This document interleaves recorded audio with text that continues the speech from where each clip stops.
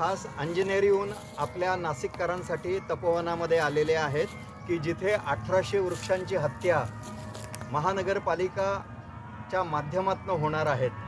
ही हत्या होऊ नये म्हणून नाशिकचे सर्व पर्यावरणप्रेमी गेल्या आठवड्यापासून वेगवेगळ्या स्वरूपामध्ये काम करत आहेत आणि ही झाडं वाचावीत म्हणून मंजुश्रीताई खास आलेल्या आहेत. त्यांचं संशोधन प्रत्येक वृक्षामधनं बाहेर पडणारी सकारात्मक ऊर्जा ही आपण एनर्जी मीटरने स्कॅन करणार आहोत आणि त्याचा मनुष्य जातीवर होणारा परिणाम हे त्यांचं संशोधनाचा सगळ्यात महत्त्वाचा अभ्यास आहे. आपण त्यांच्या मार्गदर्शनाखाली प्रत्येक इथे असलेल्या वृक्षाची ऊर्जा एनर्जी मीटरने मोजणार आहे आणि स्वतः अनुभूती घेणार आहोत. धन्यवाद. मंजुश्रीताई. धन्यवाद दादा. धन्यवाद. तर आपण आता सध्या इथे तपोवनमध्ये आहोत आणि हेच आपले सगळे जे वृक्ष आहेत हे वृक्ष आहेत म्हणून आपण आहोत आणि तेच जर का नसले तर आपण नसणार. आपल्याला माहिती आहे म्हणूनच आपण इथे आलो.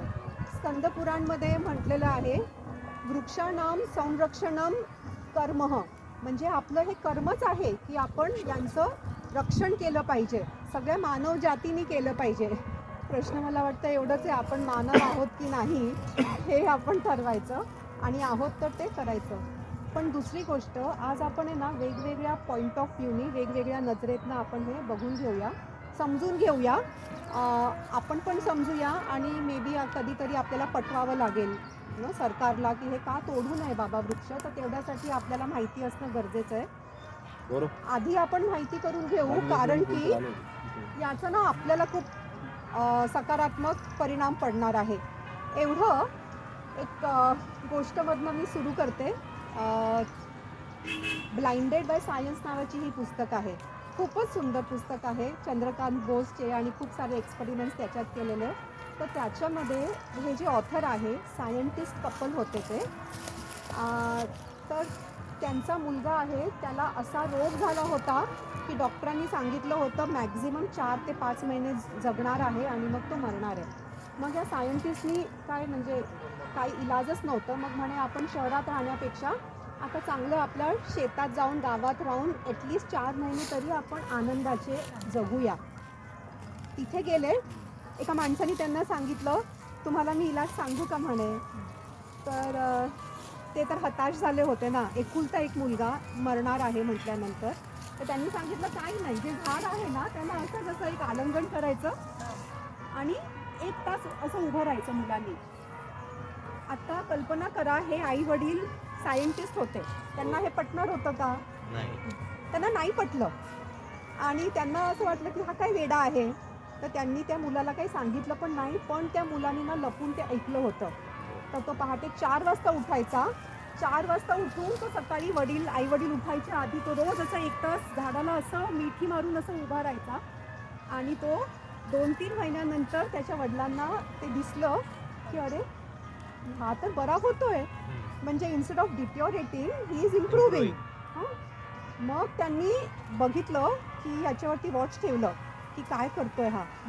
मग त्यांनी ते पकडलं त्याला, म्हणजे कळलं त्यांना की हा 4 ते 5 झाडाला असं मस्त मिठी मारून उभा राहतोय.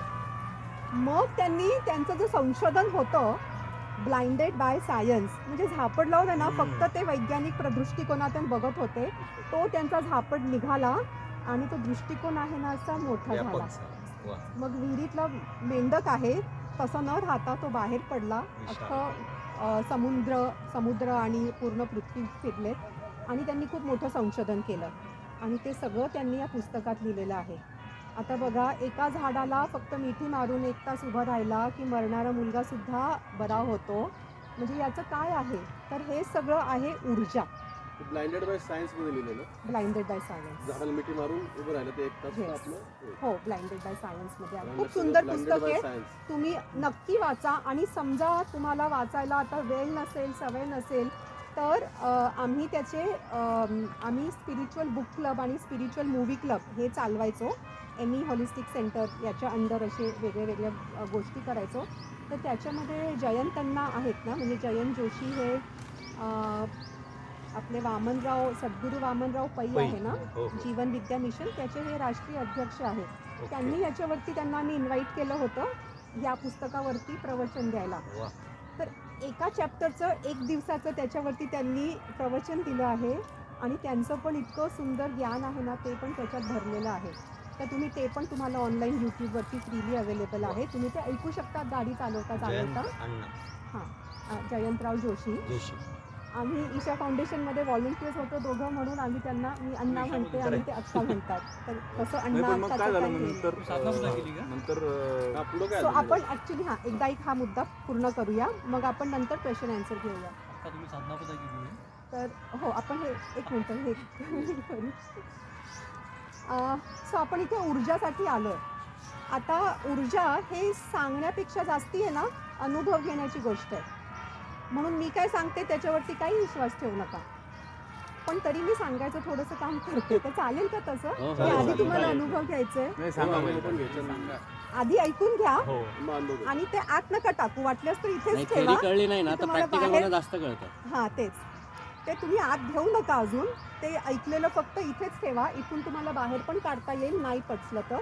नंतर अनुभव घ्या, मग ते आत घ्यायचं की नाही ते ठरवा. चालेल ना असं? हो हो. तर ऊर्जा काय असते? तर बरं, मी काय म्हणते काही महत्त्वाचं नाही. Nikola Tesla, one of the greatest scientist. म्हणजे आज आपण जे काही वापरतोय 70-80% क्रेडिट तर त्याला जातं. 200 वर्ष आधी त्यांनी जे काही शोधलं होतं, त्यांनी सांगितलं होतं, if you want to understand the secret of the universe, think in the terms of energy, vibration, frequency. That is all that is there. Energy, vibration, frequency. आणि हे तिन्ही गोष्ट आहे ना, एकमेकांशी जोडलेलेच आहेत. काय वेगळं नाही आहे. एक वाढलं की दुसरं वाढणार. फक्त ते फ्रिक्वेन्सी आपण असं दाखवतो. वेगळ्या वेगळ्या दाखवण्याचे त्याचे प्रकार आहेत. सो आपल्याला जे रोग होतात, आपण जर रोगांवर बोललो, आपल्याला जे आजार होतात, भलेही ते मानसिक असो, म्हणजे आता मानसिकच जास्ती राहतात. स्ट्रेस आहे, इन्सोमनिया आहे, मानसिक रिलेटेड आहे, किंवा शारीरिक असो, हे सगळं आहे ना एनर्जी, व्हायब्रेशन, फ्रिक्वेन्सीवर आधारित आहे. म्हणून आता साऊंड थेरपी खूप हे होतं. आणि कसं काय हे पण आपण समजून घेऊया. आधी आपल्या काळात आहे ना, रेडिओ असं आपण ट्यून करायचो बघा. आता ऑटोमॅटिक झाला आहे बटन. पण आपण जेव्हा तो ट्यून करायचो ना, तर समजा आपण 98.3 वर सेट केलं, ती फ्रिक्वेन्सी 98.3 सेट झाली की 98.3चेच ऑडिओ तो कॅच करणार, बाकीचे नाही कॅच करणार. तसं जर का आपण आपल्या आयुष्याचं एक फ्रिक्वेन्सी सेट केली की आपल्या आयुष्यात येणारे 3 गोष्ट, व्यक्ती, वस्तू, परिस्थिती, हे त्या फ्रिक्वेन्सीचे असणार. म्हणजे आपल्याला रोग पण होतो ना, तर ते त्या फ्रिक्वेन्सीचंच होतं. हो हो. तुमची फ्रिक्वेन्सी डाऊन झाली आहे म्हणून तो रोग येतो, आणि ती फ्रिक्वेन्सी तुम्ही बदलली ना की ते बदलते. आता आम्ही होलिस्टिक हिलिंग सेंटर असल्यामुळे आम्ही खूप सारे मॉडलिटीज घेतो, ते या गोष्टीवरती चालतं. Unless and until be accepted. तर हां, that is again a different part again. तुम्ही मुद्दा कंप्लीट करा. पण आपण हे तरी एकदा समजून घेऊया एनर्जीचं. सो तुम्हाला सगळ्यांना लग्न सगळ्यांचं झालं आहे का? की इथे हो. कोणी लग्न न झालेलं असेल तर हात वर करा. इकडे वाचलं आम्ही. बरं, अफेअर झालं आहे का? बरं, लग्न झालं आहे तर मग लग्नाच्या आधी आणि एंगेजमेंटच्या नंतर तो जो एक आपण डायमंड पिरियड म्हणतो ना, तो आता 8वा बघू सगळ्यांनी. लग्नाच्या आधी आणि एंगेजमेंटच्या नंतर तो जो काळ होता ना, त्या काळमध्ये तुम्ही किती आनंदित होता, तेव्हा तुम्ही किती प्रसन्न होता, आणि तेव्हा तुम्हाला रोग होण्याची शक्यता पण फार कमी होऊन जाते. का? कारण तुम्ही लव ही फ्रिक्वेन्सी आहे सगळ्यात मोठी.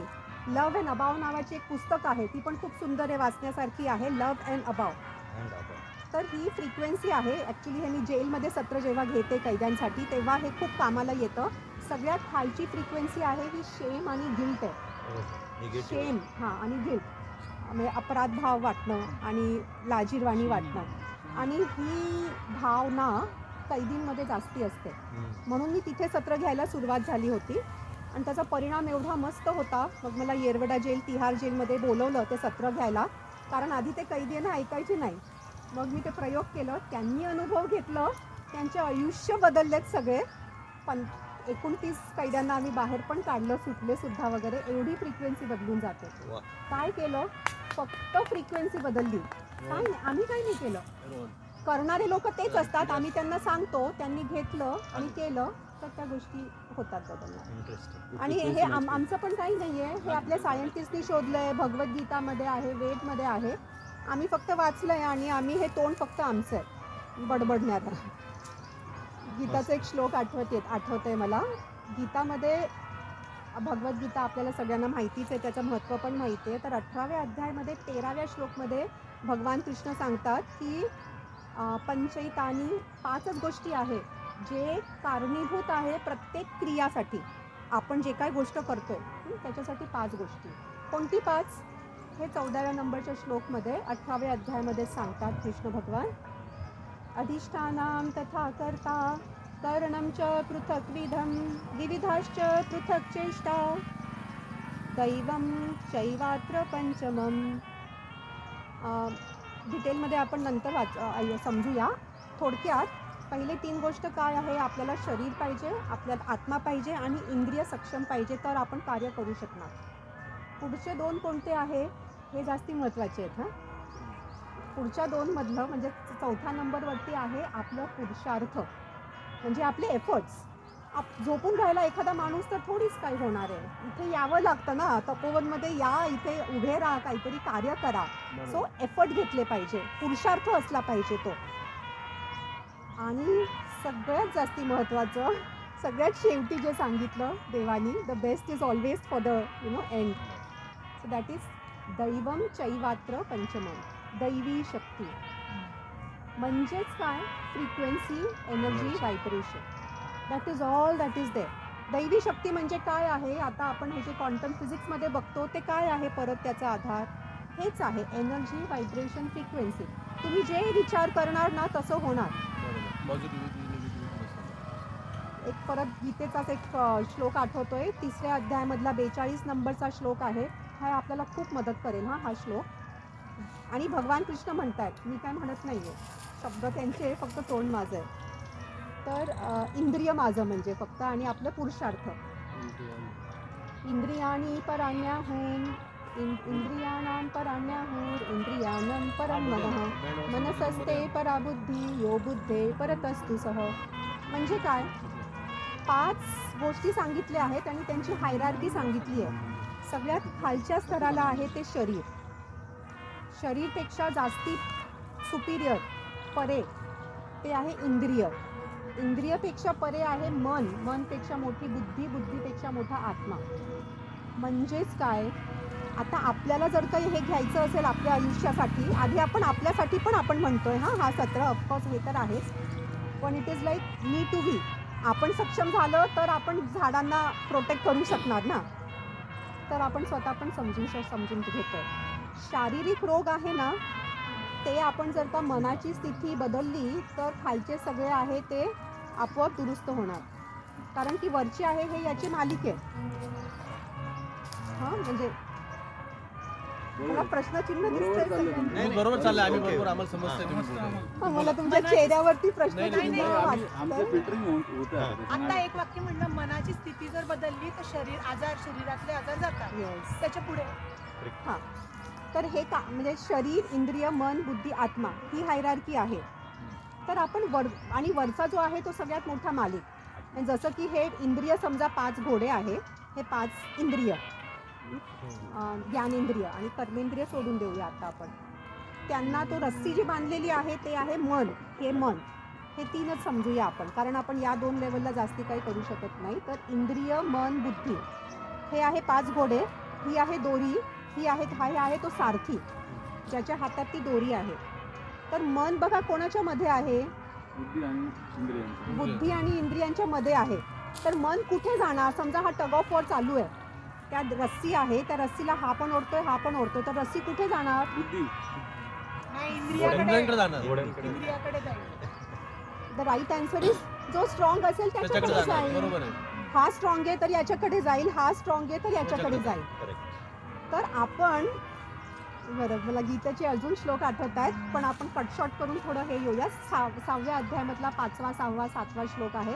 उद्धरेदात्मनात्मानं नात्मानं वसादयेत आत्मैव ह्यात्मनो बंधू आत्मैव रिपुरात्मनः. मन आपला शत्रू पण होऊ शकतो, मन आपला मित्र पण होऊ शकतो. मन जर का इंद्रियांच्या काबूमध्ये झाला तर तो आपला सगळ्यात मोठा शत्रूपेक्षा पण वाईट शत्रू. आणि मन जर का बुद्धीच्या काब्यामध्ये झाला तर सगळ्यात चांगल्या मित्रापेक्षा पण तो आपला चांगला मित्र होणार. खूप साधी गोष्ट आहे. तर म्हणून आपल्याला जर का हे कळलं ना तर आपण आपलं आयुष्य पूर्ण अगदीच आरामात सुखात आनंदात जाऊ शकतो. हां, तर आता आपण परत मुद्दा आपण हा घेऊया. आपण हे एनर्जी समजत होतो आणि एनर्जीसाठी आपण ही सगळी गोष्ट आपण समजून घेत होतो. तर आपण प्रॅक्टिकल डेमो पण बघणार आहोत, कारण शेवटी सगळं काही आपण बघितलं हे ऊर्जा आहे आणि हीच ऊर्जा जी येते, एकतर आपण ते बघितलं 18व्या अध्यायामधला 14वा नंबरचा श्लोक, दैवी चैवात्र पंचमम. दैवी शक्ती खूप महत्त्वाची आहे. दैवी शक्ती म्हणजेच एनर्जी, व्हायब्रेशन, फ्रिक्वेन्सी. तसंच निकोला टेस्लाचं तर आपण बघितलंच. आईन्स्टाईननी काय सांगितलेलं, E is equal to mc square. E is energy, m is mass, c square speed of the light square. आणि हे त्यांनी जेव्हा ते शोधलं, हे आज पण सायंटिस्ट प्रूफ करू शकत नाहीये. त्यांनी तेव्हा कसं शोधलं हा प्रश्न आला का कधी आपल्याला? सगळे गोष्टी जे शोधले ना हे त्या दैवी कृपाने शोधले. आता भगवद्गीता तर स्वयं भगवानचे शब्द आहेत, पण बाकी वेद पण आपल्याकडे आले आहेत. हे कसे आले आहेत? दैवी चैवात्र पंचमम. दैवी शक्तीने ते थ्रू अँड थ्रू आलेले आहेत. ते श्रुती आहे, ते ऐकलं आहे आणि ते लिहिलं गेलं आहे तसंच. सो सगळं आपल्याला जे मिळतं हे मेन दैवी शक्तीमुळे मिळतं आहे आणि हे आपण विसरून गेलो आहे. आणि त्याचंच खूप मोठं जे आहे हेच आपलं झाड. हे आपलं बिचारं बोलू शकत नाही, चालू शकत नाही, ते वाटतं आपल्याला मूकबधीर आहे, पण हे आपलं सगळ्यात मोठं मित्र आहे. आणि ॲनिमल कम्युनिकेटर्स असतात, तसेच ट्री कम्युनिकेटर्स असतात. मी तो शिबिर केला पण आहे, वर्कशॉप मी अटेंड केला आहे, शिकले, पण मला जमत नाही आहे ते समजून घ्यायला त्यांचे व्हायब्रेशन्स डायरेक्टली असे. मी याचा वापर करते मशीनचा. तर मशीनमध्ये जेव्हा मला कळलं, आता मी चप्पल पण खूपदा घालत नाही आणि घातली तर हे लेदरची चप्पल आहे ज्याला सोल पण नाही आहे खालती, कारण त्याच्याने काय होतं आपण अनुभव बघूया. आणि जेव्हापासून मला ही ऊर्जा कळली आहे तर मी स्वतः 8 वर्ष झाले, 8 वर्ष आधी मी कॉलेजमध्ये मुख्याध्यापिका होते, आयडिया कॉलेजला, आर्किटेक्चर कॉलेजला. आणि मी ते नोकरी मला कंटाळा आला होता फारच. ते सोडून मग मी नर्मदा परिक्रमेला गेले होते पायी. आणि तेव्हापासून मी एकही ॲलोपॅथीचं औषध घेतलं नाही. बरं, असं नाही की मी आजारी नाही पडले. आणि मी एकटं राहत असल्यामुळे कधी कधी असं सुरुवातीला वाटलं पण की अरे एकटं आहे तर काय, कोण करणार आहे आपलं, तर घेऊन टाकावं का, पण नाही घेतलं आहे. बुद्धी थोडंसं अजून जरा मनाला जरा अजून स्ट्रॉंग केलं आहे, कारण बुद्धी स्ट्रॉंग झाली तर मनाने ऐकलं परत बुद्धीचं. तसंच मी टूथपेस्ट नाही वापरलं आहे आज 8 वर्ष झाले, शॅम्पू नाही वापरलं आहे. किंवा आधीचे माझे जे फोटो बघतात ते मला ओळखत नाही, कारण तेव्हा मी मेकअपमध्ये असायचे. तुम्हाला फक्त थोडंसं ऍड करतो. मी गेले 50 वर्षामध्ये फक्त भस्मच वापरतोय दात घासायला. अग्निहोत्र साबण नाही वापरते मी, भस्म स्नान करतो रोज. बरं, का बरं? आता तुमच्याकडे कोणाकडे साबण, टूथपेस्ट, शॅम्पू असेल तर आपण त्याची ऊर्जा बघूया. आणि आम्ही हे करतो. आता माझं घर आणि ऑफिसमधले सगळे फरशा मी उकळून काढल्यात. नाशिक शहरात जेव्हा राहत होते पूर्ण शेणाने मी स्वतः सारवलंय. इथे सारवायला कोणी मिळत नाही. पण मला ती ऊर्जा कळली की काय आहे, आपण कशासाठी करायचं आहे, का करायचं आहे हे कळलंय. तर मी स्वतः ते सगळं सारवलं आणि त्याचे फोटो तुम्ही meholisticcenter.com वर बघितलं तर ते आहे. आणि तुम्ही व्हिडिओ पण पाठवला होता ना की जेव्हा आम्ही एनर्जी मेजर केलं, तर ते आमच्या ऑफिसमध्येच त्या शेणाने सारवलं होतं. त्याच्यावरती ऊर्जा बघितली आणि मग बाहेर आम्ही कॉन्क्रीट फ्लोअरवरती जाऊन ऊर्जा बघितली. तर आता तुम्हाला जरा कुतूहल होतंय ना ऊर्जा बघण्याचं, तर बघूया काय अजून आपण. एक फक्त थोडं हे करतो की आम्हाला इंजिनिअरिंग किंवा सायन्समध्ये असं शिकवलं गेलं, energy can neither be created nor destroyed, it can be only transformed into another form. Perfect तसंच आहे ते. तुम्ही सांगितलं आता की एनर्जी बद्दल, झाडांना आता मी खास फोटो घ्या, हे असेच उभे आहेत, तर त्यांना ती ऊर्जा मिळेल. तेच मी बघतोय